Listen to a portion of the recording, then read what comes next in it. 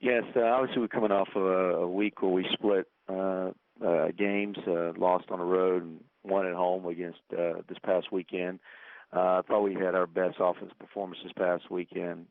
We've had in SEC play.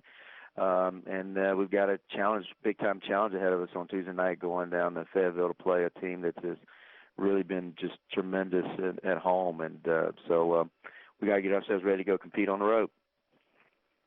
Our first question is from Steve Wallentik of the Columbia Tribune. Morning, Frank. Morning, Steve. How do you think your team's ready to handle the press? And I don't think it's something you've seen a ton of this year. No, not a ton of, but Alabama and some teams have kind of a little bit of it. But we've got to be ready. We'll see. Obviously, on the road we haven't had a team that come after us like they will, and I'm hopeful that we'll be able to handle it. With their press, you can't. You got to be aware of guys coming from behind, and you got to meet passes, and you got to be strong with the ball because they're going to be, aggressive on the ball. So you can't, you can't allow them to knock balls out of hand. So you got to be really aggressive and strong with that, and neat passes, make strong passes, and then when you have an opportunity to break it, you got to break it off the bounce. So, we got to be, we've practiced it, and hopefully we'll do a good job against it. And how much different is it from your perspective getting ready to play Arkansas this year when you don't have to worry about preparing guys that used to play for Mike? Well, I haven't put any thought to that, Steve. So, I didn't think about it last year either. I just thought about us going to compete and playing our next SEC game against a quality opponent. Thanks. Uh-huh. Next question is from Bob Holt of the Arkansas Democrat-Gazette. Hey, Coach, how you doing today? Good, Bob. How are you? I'm good. Hey, could you talk about, Clarkson and Brown and Ross? Probably a lot of teams would just like to have one of those guys. You've got all three of them. How good a perimeter trio are those guys, and how well are they playing? They're really good, and I think Brown is playing as well as anybody in our conference right now. I think he's having an unbelievable run right now in terms of how well he's playing, and I think Clarkson is, he went into league play playing pretty good, and I think he's just been consistent, and Ernest has had his moments. So it's definitely a luxury having three guys that can put the ball in the basket. We just got to get, our post players to do a little bit more, and I think once that happens, and you get a little bit more out of our bench, we could have a pretty good team. So, but there's no question it's a luxury having three guys that can have a big night, and that's a positive for us in our ball club.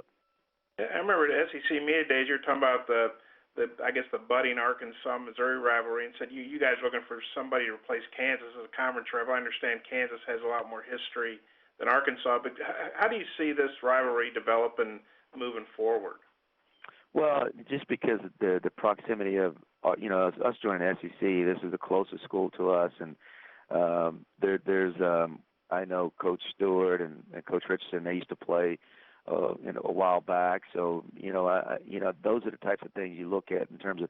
There's not any other SEC team I think that has that kind of attraction for us that we've played before, and I think when you look at those things, that's why you think maybe it could be a team that could be a rivalry. But I'm looking forward to like I said, I mean.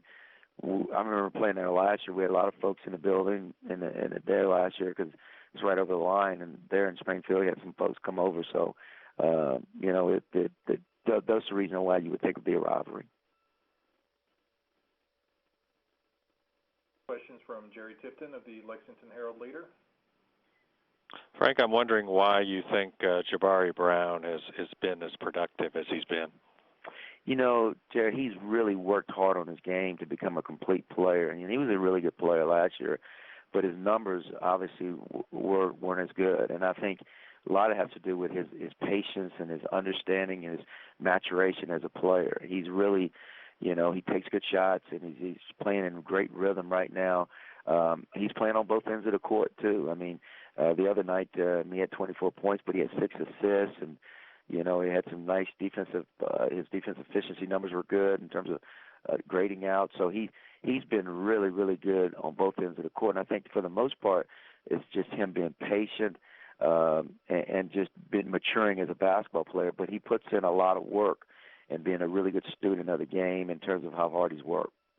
And can you elaborate a little bit by what you mean by patience, how patience helps Jabari be more productive? Well, I gave you an example at LSU the other night. I think we played probably 6 minutes or 7 minutes into that game before he even took a shot. And, and then all of a sudden I think he ended up with 28. So there have been times, I think early in his career where, he had taken a couple shots, but he waited and took what the defense gave him and was very patient in his approach to the game. And that shows a little maturity for a scorer. And he has shown that this year. Thanks. Mm-hmm. We have a follow-up question from Bob Holt of the Arkansas Democrat-Gazette. Hey, Coach, sounds like both you and Mike were really downplaying the Bowers-Pressey thing about them being gone. Now, is that just something you think you guys both got sick of talking about last year? Well, we got sick of talking about it. I just didn't pay any attention to it. I mean, those guys are really good players, and Mike did a great job bringing good talent here, and I enjoyed coaching those two guys last year. And but I embraced those guys if they were our guys when we got the job. And Mike said yesterday you guys are still really good friends, that you kind of talked out that miscommunication or whatever you want to call it last year when the game in Columbia, when you were kind of seemed irritated during one of the timeouts. Yeah, there is no issue. I mean, everything is, Mike and I and Marshita and my wife, we're really good friends, and we spend a lot of time with each other, so there's no issue there.